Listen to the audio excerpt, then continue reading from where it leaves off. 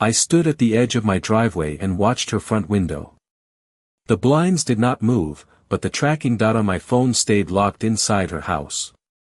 That dot pulsed every few seconds, like a heartbeat I could not ignore. I zoomed in on the map. Same position. Same room. She had not even turned the package off. That told me she did not understand what she had taken. I walked back inside and set my coffee on the counter. It had gone cold. The bitterness lingered on my tongue as I pulled up the full delivery log.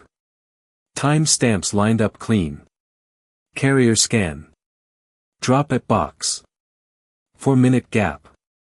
Then movement. Straight line across the street. No stops. No delay. I tapped the screen and saved everything. Every frame. Every second. The house felt too quiet. Even the refrigerator hum sounded louder. I stepped to the window again. Brenda's garage door cracked open halfway. A sliver of light cut across the driveway. She stepped out with her phone pressed to her ear, pacing like she owned the entire street.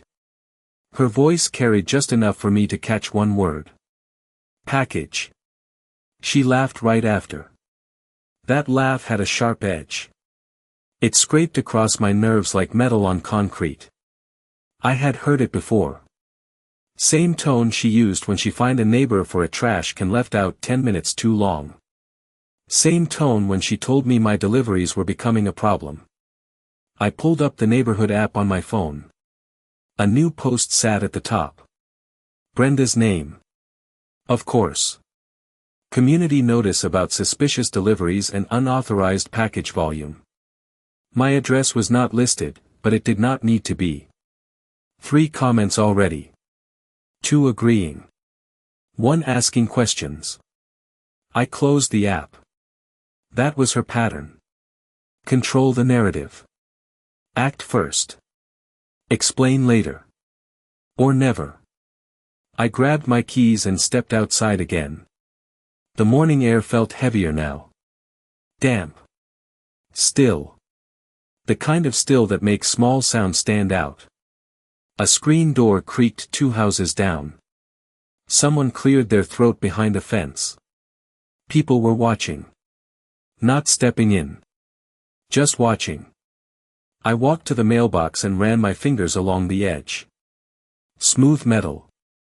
No damage. No sign of forced entry. Just empty space where my mail should be. I checked my phone again. The tracking dot shifted slightly. A few feet to the left. Inside her house. Different room. She was moving it.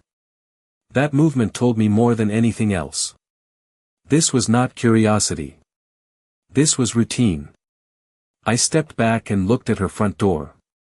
Solid wood. Fresh paint. A small camera mounted above the frame. She had surveillance on her side. So did I. The difference was she thought hers protected her. Mine was already building a case. I turned and headed back inside, locking the door behind me. The click echoed louder than it should have. I set my phone on the table and opened a new report screen. My fingers moved without hesitation. Date. Time. Address. Item description. Evidence attached. I paused for 1 second over the final field. Federal jurisdiction. I checked the box. The confirmation screen loaded slower than I expected. Just a few seconds, but it stretched out. Then it appeared. Case received. Review pending. I stared at the words, letting them settle. Across the street, Brenda's garage door slammed shut. That sound carried all the way through the walls. I did not look up this time. I did not need to. Something had already started moving, and it was not just the tracking dot. I refreshed the tracking screen and the dot stopped moving. It settled in one spot near the center of her house and stayed there.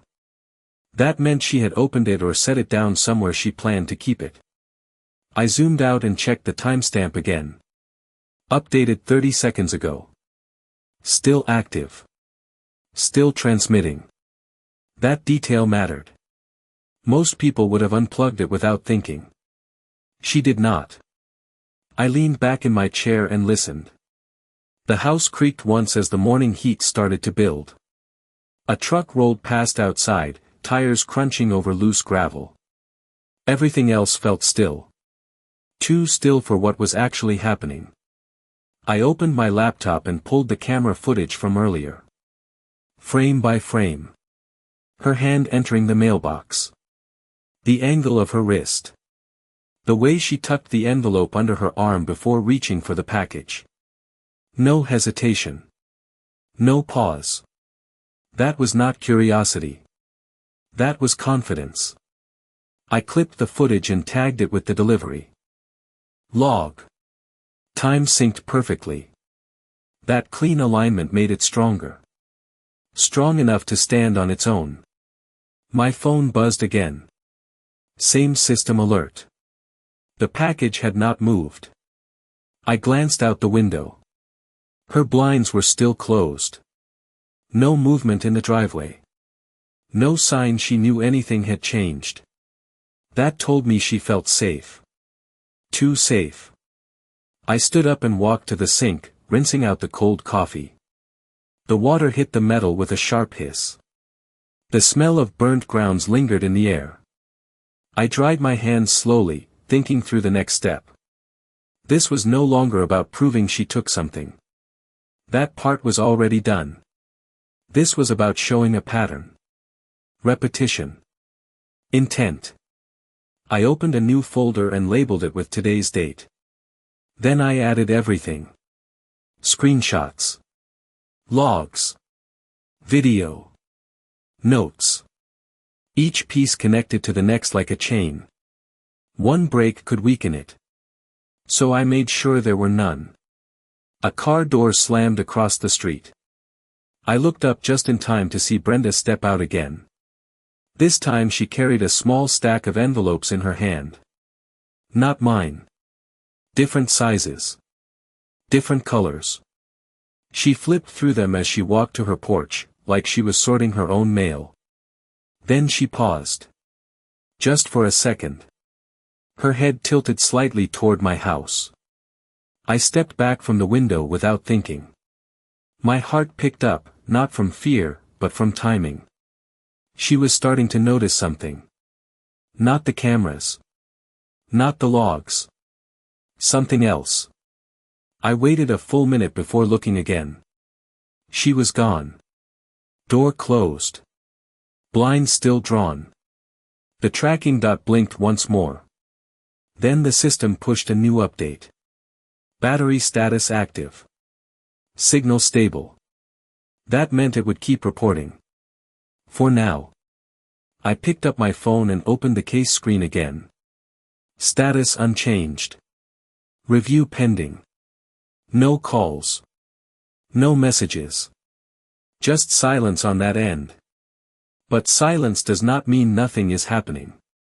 It usually means something is moving out of sight. I set the phone down and stared at the house across the street. Same quiet exterior. Same controlled image. But now there was something inside it that did not belong to her. Something that was still sending signals. And sooner or later, someone else was going to follow them. I left the blinds half open and kept my phone face up on the table. The tracking dot stayed locked in the same corner of her house, steady and bright. 10 minutes passed. Then 20. Nothing moved, but that did not mean nothing was changing.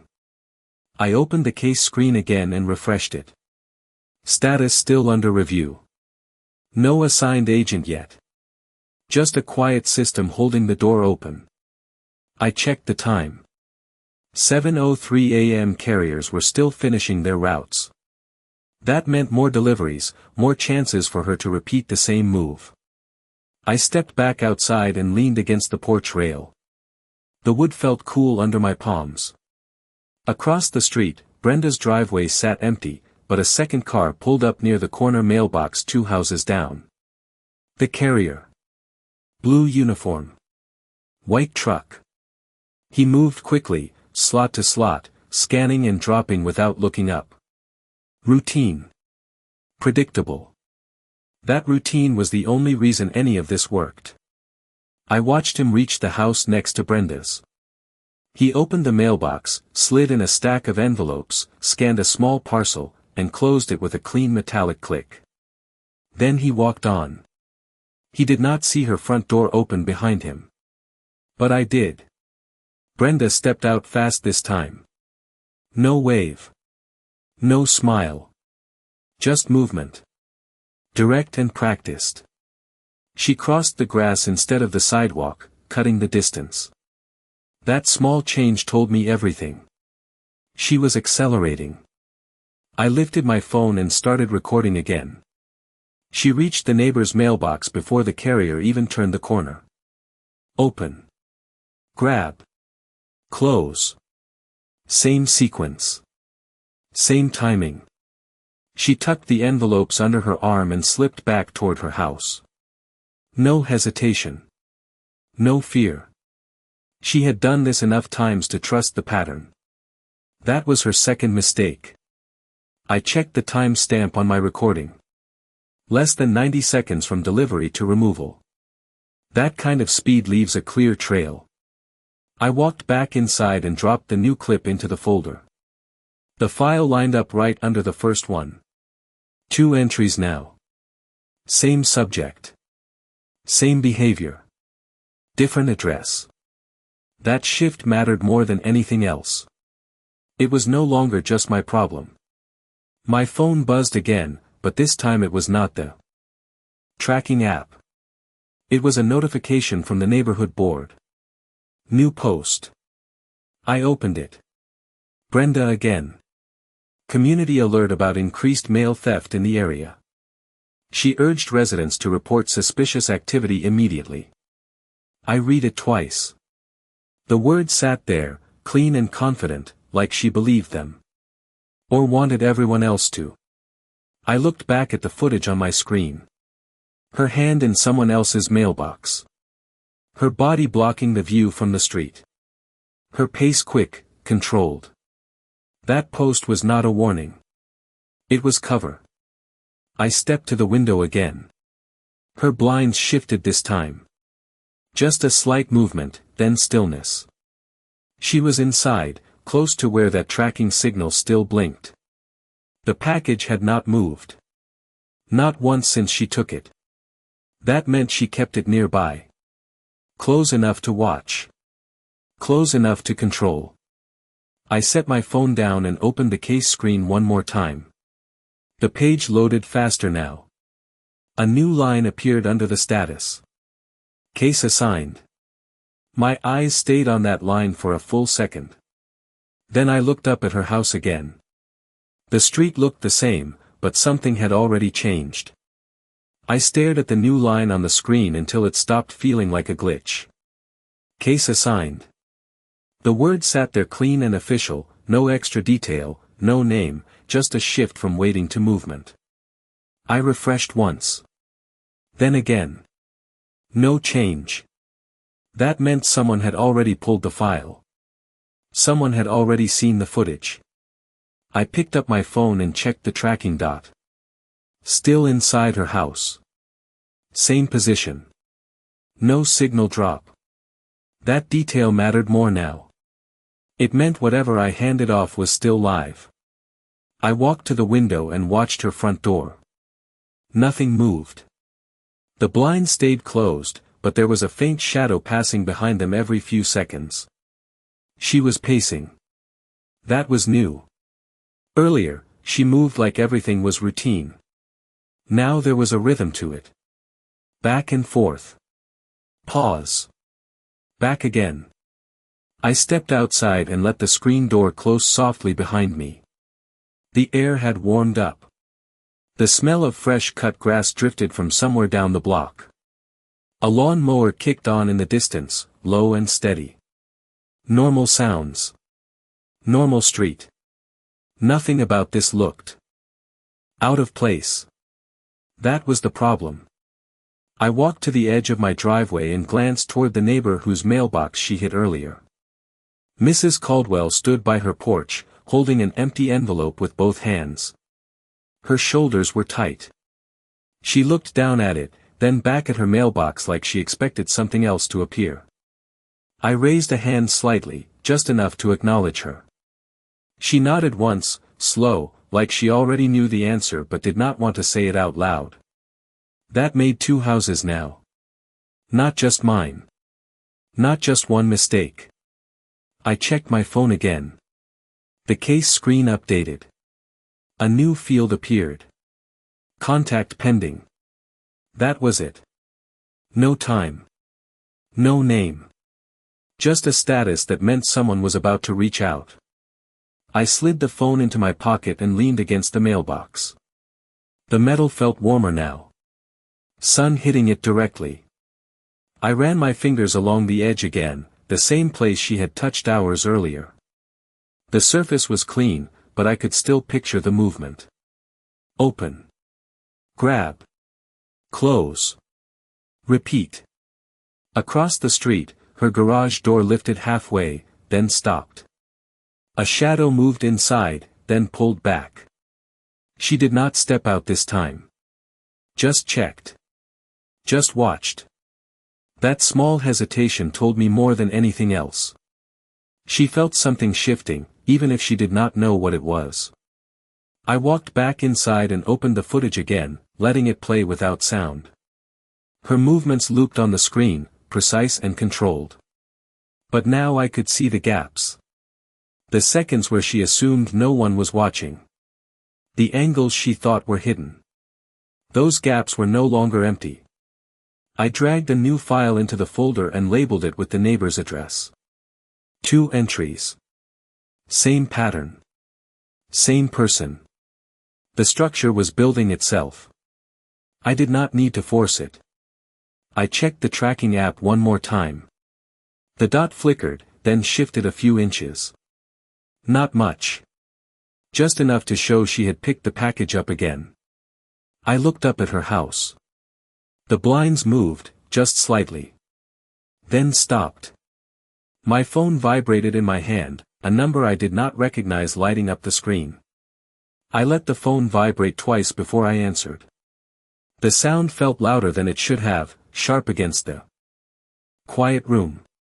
I stepped away from the window and pressed the phone to my ear. A calm voice came through, steady and measured. He said my name first, full and correct, like he had already read everything. Then he identified himself with the United States Postal Inspection Service. No rush in his tone. No wasted words. That alone told me this was real.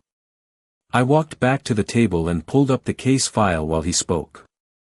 He asked me to confirm the address. I did. He asked about the footage. I told him I had multiple clips, time-stamped and aligned with delivery scans. There was a brief pause on the line, not silence, more like someone marking a box. Then he asked about the package. I looked at the tracking dot again. Still inside her house. Signal stable. I gave him the details. Size. Label. Last known position. He did not interrupt. He just listened. The kind of listening that does not miss anything. He asked one more question. Had the item moved since the last update? I watched the dot for a second longer. It flickered once, then held. I told him it shifted slightly but stayed inside. Another pause. Then he said something that changed the air in the room. He said to leave everything as it was. Do not approach. Do not contact her. Do not remove anything from the mailbox. Just observe. I nodded even though he could not see me. The instructions were simple. Clear lines. That meant they were already planning the next step. I glanced out the window again. Brenda's blinds moved just enough to show a thin line of light, then closed. He asked if I could remain available for the next few hours. I said yes. He thanked me, short and direct, and ended the call. No extra words. No reassurance. Just movement. I lowered the phone slowly and set it on the table. The room felt different now. Quieter, but heavier. Like something had shifted just out of sight. I walked back to the window and stood still. Across the street, her front door opened again. She stepped out with the same controlled pace, but this time she did not cross the yard. She stayed on her porch, scanning the street, eyes moving house to house. Not smiling. Not waving. Just checking. That was new. I checked the tracking app again. The dot blinked, then updated. Same room. Same signal strength. I opened the camera feed and rewound the last few minutes. There she was, inside, lifting the package once, turning it, then setting it back down. Careful. Curious. But not cautious enough. I clipped the segment and saved it without thinking. The folder was growing fast now. Each file stacked under the last, building something solid. I could feel it forming even without seeing the full shape yet. Outside, a car slowed near the entrance to the neighborhood, then rolled past without stopping. Another followed a minute later, same speed, same quiet pass. Not delivery trucks. Not neighbors. Just movement that did not belong to the usual pattern. Brenda stepped back inside and closed her door. The blinds shut tight this time. I watched the street for another minute, then another. The air stayed still. No wind. No voices. Just the faint hum of engines somewhere down the road. My phone lit up again with a small update on the case screen. Status unchanged. But the timing was not random. I looked up at her house one more time. Everything looked normal from the outside. But nothing about it was normal anymore. And whatever was coming next was already close enough to see. I stayed by the window and kept my phone in my hand. The street looked the same, but the pattern underneath it had changed. 2 cars had already passed through without stopping. That never happened on a weekday morning. I checked the tracking app again. The dot flickered once, then shifted a few inches toward the front of her house. Not a full move. Just enough to show she picked it up again. I leaned forward slightly and watched her front door. It opened halfway this time. Brenda stepped out with the package in her hand. No bag. No cover. Just the box, turning slowly as she read the label again. Her shoulders were tighter now. Her movement smaller. She glanced up and down the street, not like before. Not confident. Measuring. That change told me more than anything else. She felt something closing in, even if she could not name it. I lifted my phone and started recording again. The screen caught every detail. The way her fingers pressed along the edges of the box. The way she tilted it, like she expected it to reveal something hidden. She tapped the side once with her nail. A light, hollow sound. Then she froze for a second. Just 1 second. Like she heard something she did not expect. I checked the tracking screen. Signal still active. That meant the device inside had not been found. Not yet. She turned toward her garage, took 2 steps, then stopped again. A car rolled slowly down the street behind her. Dark sedan. Tinted windows. No markings.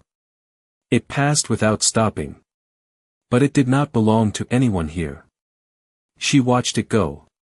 Then she stepped back onto her porch and closed the door behind her. I lowered my phone and checked the case screen. No new update. Still assigned. Still quiet. But the timing lined up too well to ignore. I walked to the kitchen and grabbed a glass of water.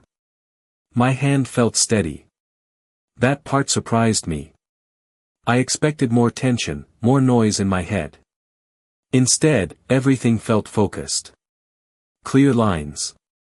Clear rolls. I stepped back to the window and watched the street again. Another car approached. This one slower. It paused near the corner, then kept moving. Same pattern. Same quiet pass. Not random. Not anymore. I checked the tracking app again.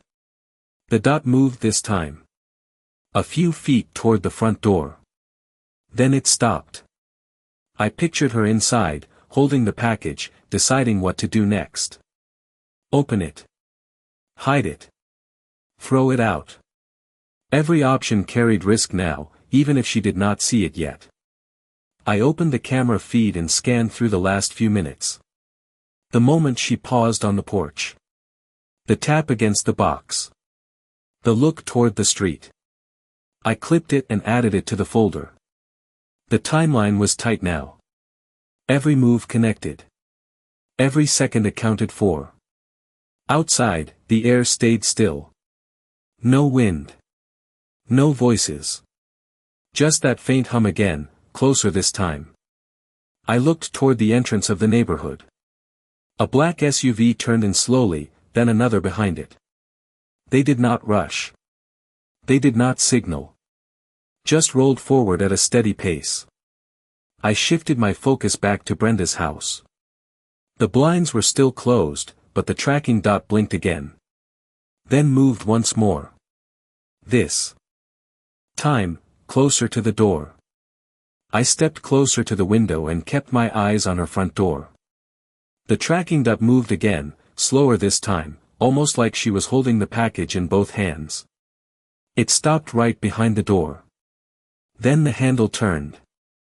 The door opened halfway and Brenda stepped out, clutching the box tight against her chest.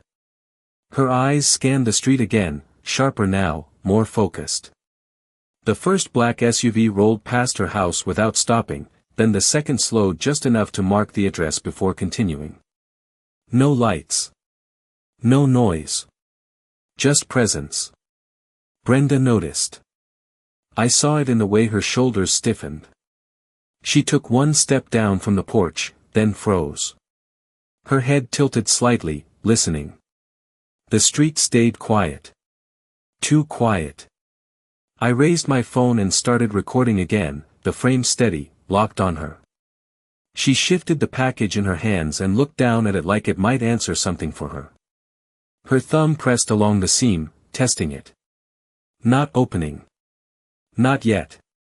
That hesitation stretched for a few seconds longer than before. Then she turned and stepped back toward the door. I checked the tracking app. The signal stayed strong. Still inside range. Still active. That meant the device inside had not been discovered. Not even close. A car door shut somewhere behind the SUVs.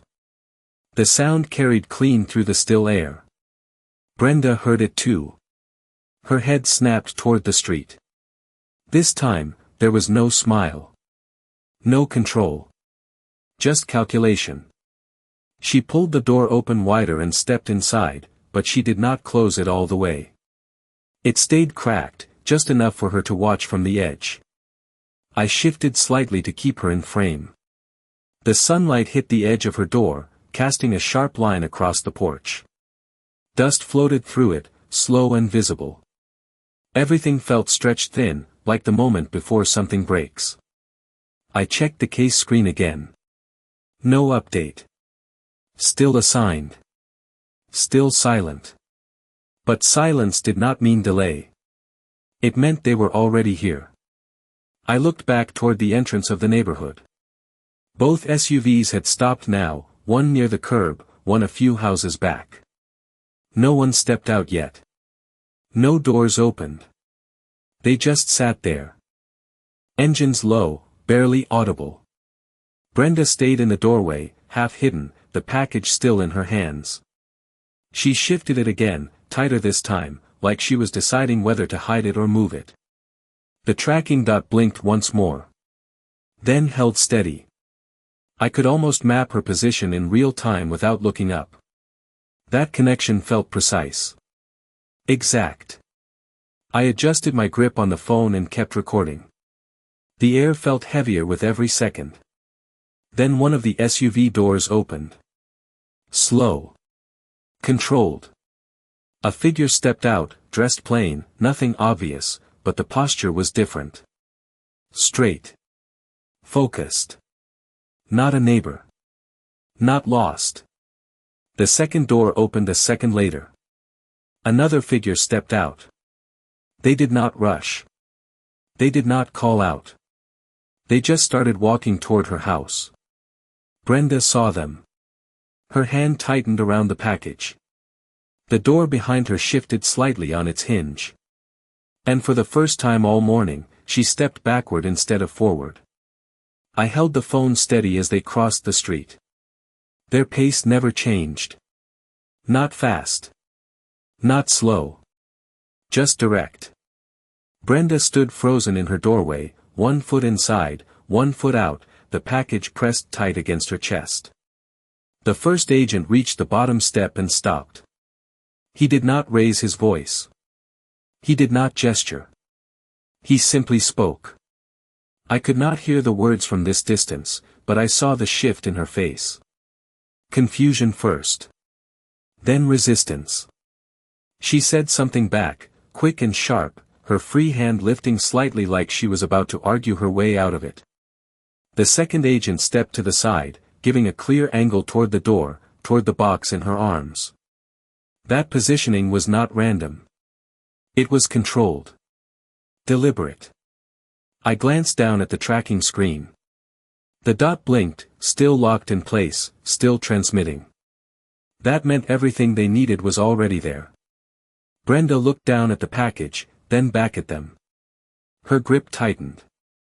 For a second, it looked like she might pull it back inside. Instead, she hesitated.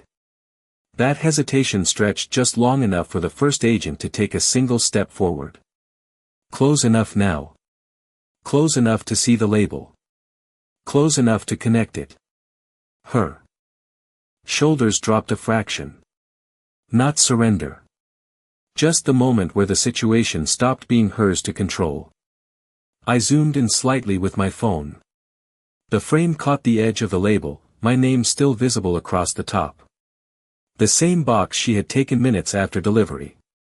The same box she carried like it belonged to her. One of the agents held out his hand, calm, steady, waiting. No rush. No pressure. Just presence. Brenda said something again, slower this time, like she was trying to reframe it. Explain it. But explanations do not change timestamps. They do not erase scans. They do not move tracking signals out of your house. Her eyes flicked once toward the street, toward the parked SUVs, then back to the agents. That glance said everything. She understood now. Not fully. Not every detail. But enough.